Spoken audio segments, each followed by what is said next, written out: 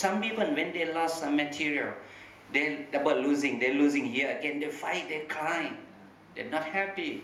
Enough, losing something material, we can get it back later. If I'm not losing today, maybe next week, next year, not more than 1 year.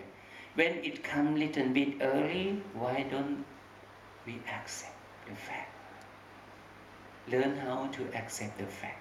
The fact is that nothing be with us forever, including that slipper, that shoe, right?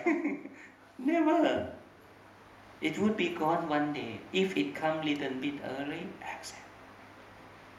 If we do not accept the fact, we only the one who suffer, not the others. And if we do not understand the fact, we return to be more, what do we call, consumerism.